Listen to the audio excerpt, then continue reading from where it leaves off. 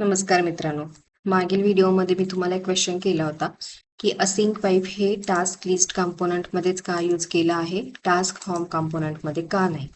तर त्याचा simple answer असा आहे की असिंक पाईपचा यूज हा नेहमी डेटा शो करण्यासाठी म्हणजेच डेटा गेट करण्यासाठी होतो. आणि टास्क फॉर्म कंपोनंटमध्ये जर तुम्ही बघितलं तर आपण डेटा कुठेही गेट करत नाहीये, तिथे डेटा आपण ऍड करण्याचं काम करतोय.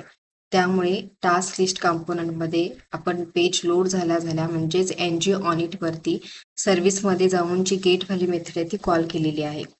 म्हणजेच आपण डेटा कुठे दाखवतोय तर टास्क लिस्ट कंपोनंटमध्ये दाखवतोय. त्यामुळे आपण असिंक पाईप हे टास्क लिस्ट कंपोनंटमध्ये यूज केलेले आहे. आता राउटिंग शिकण्याच्या आधी सुद्धा आपल्याला अजून एक कन्सेप्ट क्लिअर करायची आहे आणि ती म्हणजे रिॲक्टिव्ह फॉर्म्स. तर टास्क फॉर्म कंपोनंट HTMLच्या फाईलमध्ये आपण एक हेडर, इनपुट आणि बटन यूज केला होता, बरोबर. तर हा एक सिंपल फॉर्म रेडी करून आपण डेटा ऍड करण्याचं काम केलं. पण रिॲक्टिव्ह फॉर्म यूज करणं का गरजेचं आहे, तर या फॉर्ममुळे आपण कुठल्याही प्रकारचे कॉम्प्लेक्स व्हॅलिडेशन्स किंवा डायनॅमिक फील्ड्स हँडल करू शकत नाही. त्यामुळे आपल्याला रिॲक्टिव्ह फॉर्म्स मोठ्या प्रोजेक्टमध्ये रिॲक्टिव्ह फॉर्म्सच यूज करतात. तर आता ते कसं इम्प्लिमेंट करणार, तर त्याच्यासाठी मी पहिल्यांदा हा कोड कमेंट करते आणि टास्क फॉर्म कंपोनंटचा जो आपला लॉजिकवाला पार्ट आहे म्हणजे TS फाईल जी आहे तिथे मी माझ्या फॉर्मचं नाव देते टास्क फॉर्म.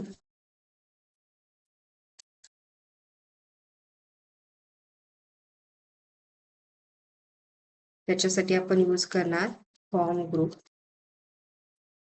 ओके, आता फॉर्म ग्रुप काय करतो, तर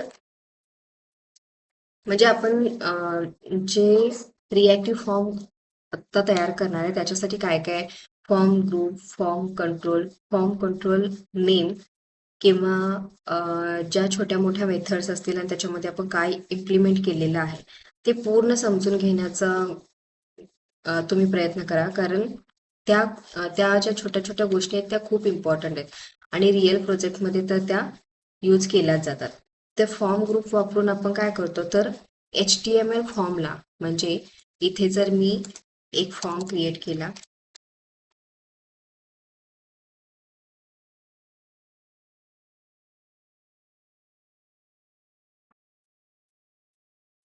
स्क्वेअर ब्रॅकेटमध्ये इथे जसं फॉर्म ग्रुप लिहायचा आणि इथे इथे जे नाव येईल ते आपण जे आपल्या TS फाईलमध्ये फॉर्म नेम ठेवलेला आहे ते म्हणजे फॉर्म ग्रुप. तर आपला जो हा HTML आहे त्या HTML फॉर्मला टाईपस्क्रिप्ट मधल्या फॉर्म ऑब्जेक्टशी कनेक्ट करण्याचं काम फॉर्म ग्रुप करतो. आता हे झालं, आपण आपल्या फॉर्मचं नाव काय हे केलं, असाइन केलं, तर टास्क फॉर्म. आता फॉर्म रेडी करण्यासाठी आपण यूज करतो ते म्हणजे फॉर्म बिल्डर. त्याच्यासाठी आपल्याला तो इंजेक्ट करावा लागेल इथे private FB form builder. Okay, आणि आता आपल्याला फॉर्म ग्रुप यूज करायचा आहे. this dot task form this dot task form is equal to this dot FB म्हणजे जो आपण फॉर्म बिल्डर साठी यूज केलेला आहे तो FB, आणि अशा पद्धतीने आपण हे दिलेले आहे. आता इथे जे आहे ते आपण जे इनपुट फील्ड देतो ते आपल्याला घ्यावं लागेल, बरोबर.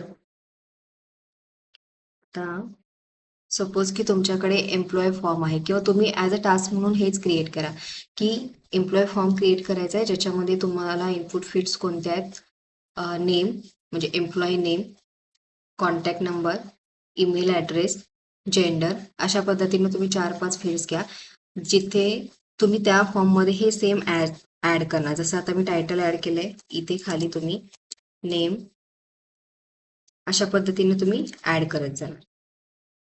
हे फक्त एकच इनपुट फील्ड आहे म्हणून आता आपल्याला समजून घ्यायचं की आपण फॉर्म कसा करतो, त्याला व्हॅलिडेशन्स कसे अप्लाय करतो, त्यामुळे आपण फक्त आता एकच घेते. तर हे जे आहे टायटल, ते काय झालं, फॉर्म कंट्रोल झालं. आता फॉर्म कंट्रोल म्हणजे काय, तर प्रत्येक इनपुट फील्ड हे एक फॉर्म कंट्रोल असतं. आता तुमचा जो एम्प्लॉय मॅनेजर किंवा काही जे असेल, तुम्ही टास्क असाइन केलं असेल स्वतःला, तर त्यातला फर्स्ट नेम ही एक इनपुट फील्ड आहे, तर तो एक फॉर्म कंट्रोल झाला. लास्ट नेम तो एक फॉर्म कंट्रोल झाला, जो काय करतो, व्हॅल्यू आणि व्हॅलिडेशन्स हँडल करतो. आता इथे व्हॅलिडेशन्स हँडल करण्यासाठी आपल्याला काय करावं लागेल, तर व्हॅलिडेटर यूज करावं लागेल. व्हॅलिडेटरमध्ये आपण रिक्वायर्ड आणि मिनिमम लेंथ असे दोन यूज करणार आहे. व्हॅलिडेटर्स डॉट रिक्वायर्ड आणि मिन लेंथ, बरोबर. आता हे व्हॅलिडेटर्स डॉट रिक्वायर्ड जे लिहिलेले आहेत, तर ते कधी हायलाइट होणार UI स्क्रीनवरती, जेव्हा युजर हे इनपुट फील्ड न देताच ऍड बटन किंवा ऍड टास्क करेल, त्यावेळेला आपल्याला हा एरर दिसला पाहिजे. आणि सपोज मिनिमम लेंथ 3 आहे, म्हणजे एक कॅरेक्टर किंवा 2 कॅरेक्टर इनपुट देऊन जर आपण ऍड करत असेल, तर आपल्याला हा एरर दिसला पाहिजे. आता इथे आपल्याला ऍड टास्क मध्ये याच्या आधी आपण फेक API यूज केला होता, पण जर तुम्हाला इथे UI अपग्रेड करायचा असेल, म्हणजे जे तुम्ही इनपुट देताय ते तुम्हाला लगेच UI ला बघायचं असेल, तर फेक API यूज करून चालणार नाही. त्याच्यासाठी आपल्याला टास्क सर्व्हिस जे आपण ऍड करत होतो तेच यूज करावं लागेल. तर इथे ज्या वेळेला कोडिंगमध्ये असं आहे की एक फ्लॅग ऍड करूया आपण, जेव्हा युजर ऍड टास्क करतो तेव्हा तो ट्रू होईल, म्हणजे सबमिटवर क्लिक केल्यानंतरच तो ट्रू होईल. आता इथे बाय डिफॉल्ट फॉल्स ठेवला, पण ज्या वेळेला तो ऍड टास्क बटनवरती क्लिक करेल त्यावेळेला दिस डॉट सबमिटेड ट्रू होणार. आता हे ट्रू झालं, पण आपल्याला जे इनपुट फील्ड आहे आपल्या फॉर्ममध्ये, त्या सगळ्या इनपुट फील्ड्स चेक करायचे आहेत की व्हॅलिड आहेत का नाही. दिस dot task form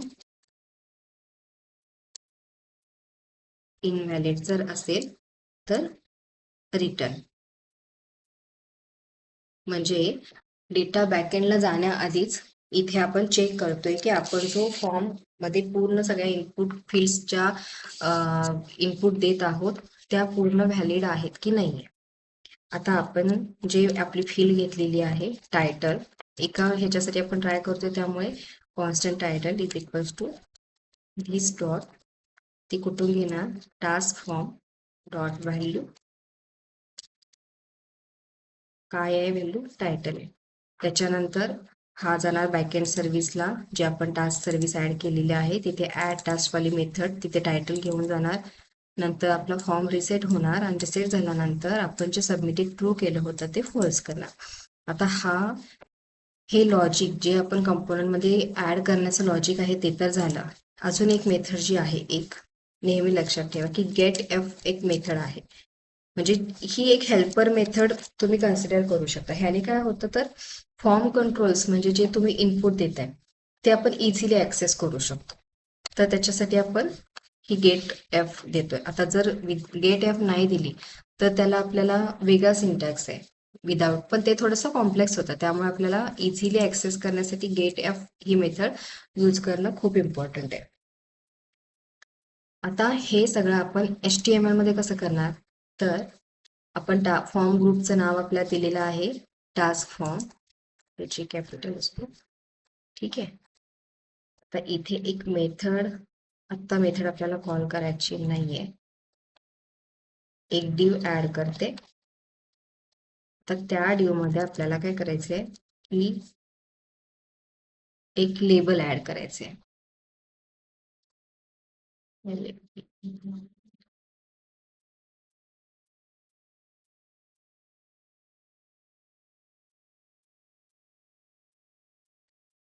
label for title,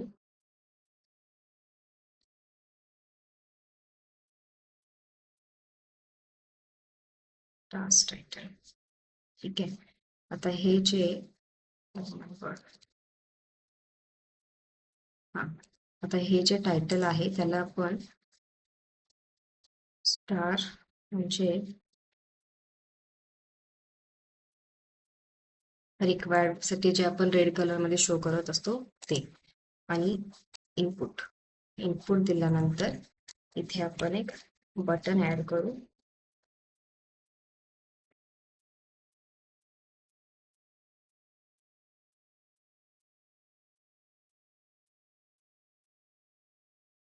type कोणता असणार आहे बटनचा? सबमिट. आणि इथे ऍड टास्क, त्याला आपण प्रायमरी बटन म्हणजे बुटस्ट्रॅप यूज करणार आहे, ते क्लास बीटीएन प्रायमरी. आता इथे तुम्ही बघितलं तर आपण एक फॉर्म ऍड केला, त्याच्यामध्ये आपण एक डिव ऍड केलेला आहे आणि त्या डिव मध्ये आपल्याला आपण काय केलंय की एक लेबल, इनपुट आणि बटन ऍड केले. आता इथे युआयला बघूया, can't bind to form group. बरोबर.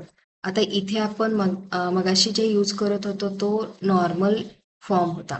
आता आपल्याला इथे स्टँड अलोन कॉम्पोनंट यूज करत असल्यामुळे फॉर्म मॉड्यूलच्या ऐवजी आपल्याला रिॲक्टिव्ह फॉर्म मॉड्यूल ऍड करावं लागेल. तसेच आपण एनजी क्लास पण यूज करणार आहे. आपल्याला एरर्स शो करण्यासाठी एनजी क्लास यूज करणार आहे. त्यामुळे एनजी क्लास कुठून येतात? कॉमन मॉड्यूल मधून. त्याचा पण एरर इन फ्युचर येऊ शकतो, म्हणून आपण त्याला आत्ताच इम्पोर्ट करून घेऊया. हे नेहमी लक्षात ठेवायचं की आपण इथे स्टँड अलोन ट्रू केलेले आहे, त्यामुळे इथे आपल्याला जे गरजेचं आहे तेच इम्पोर्ट करावं लागेल. आता आपण बघूया इथे डिव क्लास. आपण जे बटन इथे ऍड केलेलं आहे तिथे फक्त आपण ऍड टास्क असं लेबल दिलेलं आहे, पण इथे या बटनवरती सुद्धा आपण एक मेथड लिहू शकतो जी टास्क ऍड करण्यासाठी यूज होईल. पण ते काय होईल माहितीये का, की तुम्ही एंटर जर प्रेस केलं तर ती मेथड कॉल नाही होणार. पण दोन्हीसाठी म्हणजे एंटर प्रेस केल्यानंतर मेथड कॉल होण्यासाठी आणि ऍड बटनवरती पण क्लिक केल्यावर सुद्धा आपली मेथड कॉल होण्यासाठी, म्हणजे काहीतरी ऍक्शन परफॉर्म होण्यासाठी आपण एनजी सबमिट यूज करतो. तर ती इथे आपण फॉर्म वरती यूज करणार. बरोबर, एनजी सबमिट. आता हे सगळं तर ठीक आहे. तुम्ही बघू शकता इथे टास्क टायटल, जर मी ऍड टास्कवर क्लिक केला तर डेटा काहीच ऍड होत नाहीये. ऍड होत नाही म्हणजे एरर दाखवतच नाहीये आपल्याला. जरी आपण इथे टीएस फाईलमध्ये व्हॅलिडेटर्स यूज केले असले तरी, कारण आपण HTML मध्ये कुठे सुद्धा काय एरर दाखवायचं हे अजून लिहिलेलंच नाहीये. तर ते आपल्याला आता करावं लागेल.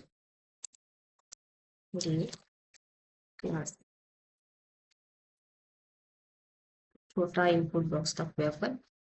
आता इनपुट बॉक्समध्ये आपल्याला एनजी क्लासचा यूज करावा लागेल, कारण आपल्याला एरर्स दाखवायचे आहेत.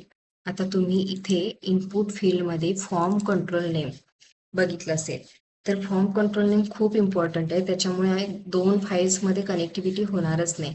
फॉर्म कंट्रोल नेम हे जे आपण टीएस फाईलमध्ये इथे लिहिलेलं आहे फॉर्ममध्ये, ते आणि इथे ते आपण जे फॉर्म कंट्रोल नेम देणार आहे ते सेम असलं पाहिजे. जर ह्यांच्यामध्ये स्पेलिंग मिस्टेक झाली तर एरर येऊ शकतो, त्यामुळे ते लक्षात ठेवायचं. आता इथे अजून काय गरजेचं आहे? ठीक आहे, आता इथे लिहूया आपण क्लास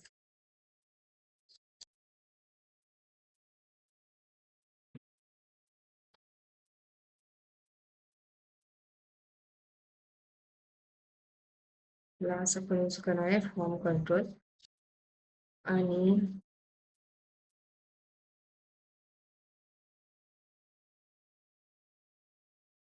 क्लास यूज करणार आहे आपण एरर शो करण्यासाठी. फक्त सिंटॅक्स लक्षात ठेवणं खूप गरजेचं आहे. सिंटॅक्स कुठेही मिळतो, आपल्याला लॉजिक सुद्धा इम्प्लिमेंट करता आलं पाहिजे. इज इनव्हॅलिड असेल.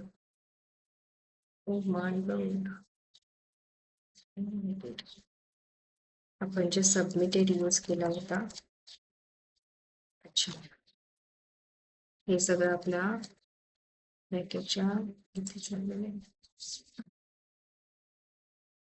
आणि स्टार्टिंगला जेव्हा प्रॅक्टिस करतो ना, तेव्हा कॉपी पेस्टच्या ऐवजी लिहायची प्रॅक्टिस ठेवा, म्हणजे तुमच्या लक्षात येईल. थोडासा वेळ लागेल पण तुम्हाला समजेल ते.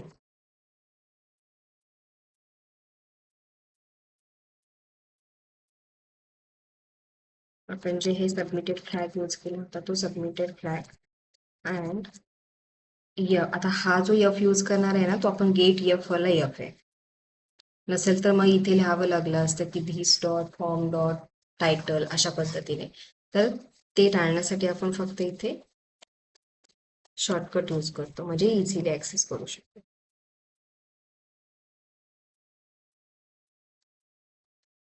Title dot errors. Okay.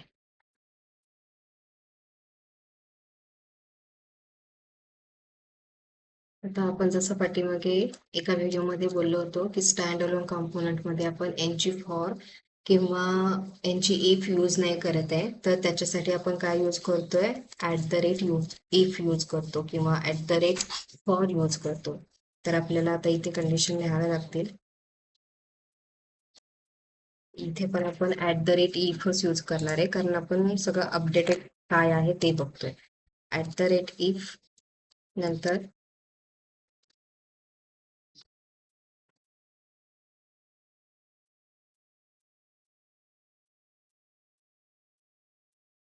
Task is required.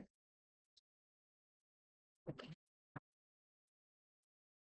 अशा पद्धतीने हे आपलं आता कम्प्लीट झालेलं आहे.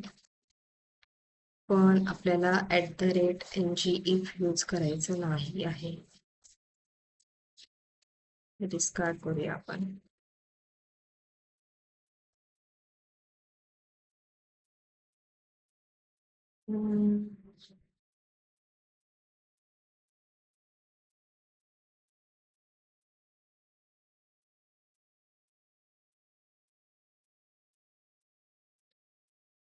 चा एरर झाला.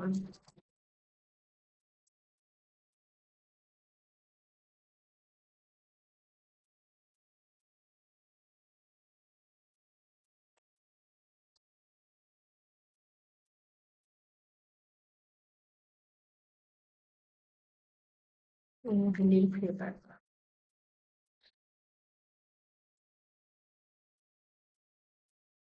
आता इथे आपण इफ यूज करणार.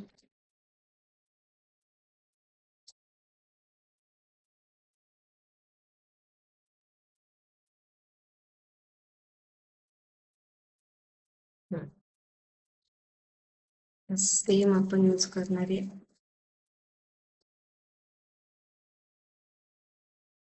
बरोबर.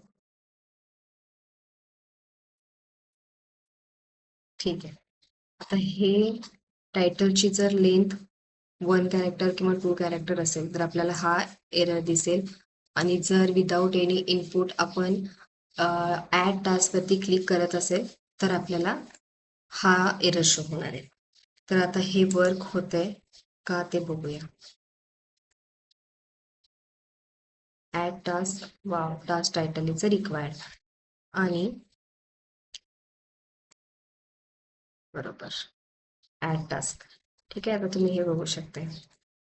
आता अजून एक गोष्ट की इथे जेव्हा मी index.html मध्ये एक सीरियल ऍड करून ठेवलेली आहे, ज्याचं तुम्हाला दाखवते यूज काय होतो ते.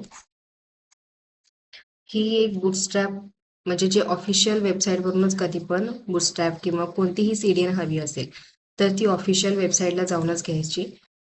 आता इश्यू काय फेस करत होतो आपण, तुम्हाला तो इश्यू लक्षात नाही आला, पण इथे ऍड टास्कवर क्लिक केल्यानंतर टास्क टायटल इज रिक्वायर्ड हे पूर्ण ब्लॅक अँड व्हाईट मध्ये कुठेही अशा रेड प्रकारचा अलर्ट नाही शो होत आहे. जसं की तुम्ही आता कोणताही फॉर्म ओपन केला तर तिथे आपल्याला पूर्ण रेड दिसतं किंवा काहीतरी हायलाइट, पण इथे नॉर्मल ब्लॅक अँड व्हाईट दिसतंय. तर त्याच्यासाठी आपण इथे एनजी क्लास यूज केलेला आहे, पण ते ऍक्सेस करण्यासाठी किंवा काय, जसं की आपण इथे खूप काही काही फॉर्म कंट्रोल, एनजी क्लास ह्या पद्धतीने आपण इथे एरर शो करतोय, हे इनव्हॅलिड फीडबॅक वगैरे. तर बुटस्ट्रॅप गरजेचं आहे. तर बुटस्ट्रॅपची सिरियल मी इथे index.html फाईलमध्ये इथे ऍड केली. आणि ऍड केल्यानंतर आता तुम्ही बघाल की ऍड टास्कवर क्लिक केल्यानंतर इनपुट बॉक्स सुद्धा आपला हायलाइट झाला आणि टास्क टायटल इज रिक्वायर्ड हे सुद्धा रेड कलर मध्ये आलं.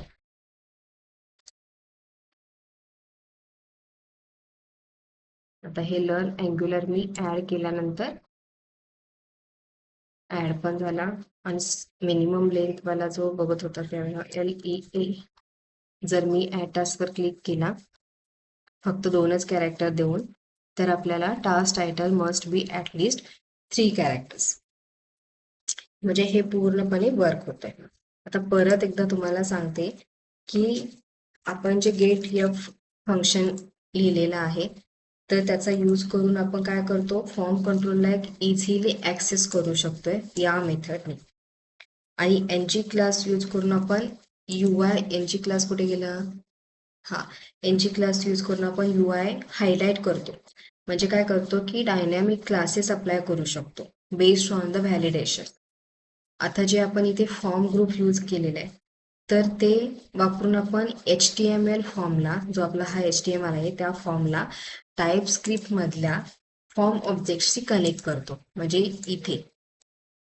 आणि जे फॉर्म कंट्रोल नेम आहे इथे यूज केलेला आहे, आता हे रिमूव्ह करून बघा तुम्ही फॉर्म कंट्रोल नेम, तर तुम्हाला काय दिसतं बघा.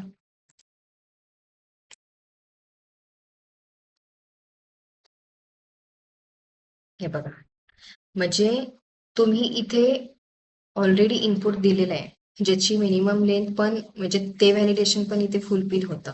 3 पेक्षा जास्त कॅरेक्टर आहेत, पण इथे तुम्हाला एरर लक्षात येणार नाही, कारण इथे तुम्ही काही बाइंडच नाही केलेलं आहे त्याला. इथे ना NG मॉड्यूल यूज केलेला आहे, ना फॉर्म कंट्रोल यूज केलेला आहे. त्यामुळे ते फॉर्म कंट्रोल यूज करणं खूप गरजेचं आहे. फॉर्म कंट्रोल नेम आता तुम्ही जी स्पेसिफिक इनपुट फील्ड देताय, त्याला आपल्या त्या फॉर्मशी कनेक्ट करता. आता जर इथे तुम्ही फॉर्म कंट्रोल नेम परत हे केलं, तर परत ऍड होणार डन जावा झालं. आता इथे स्पेलिंग मिसमॅच करून सुद्धा बघूया. फॉर्म कंट्रोल नेम मध्ये जर आपला TS फाईल मधला फॉर्म कंट्रोल नेम आणि HTML मध्ये जर मॅच नाही झालं, तर काय होणार बघा तुम्हीच.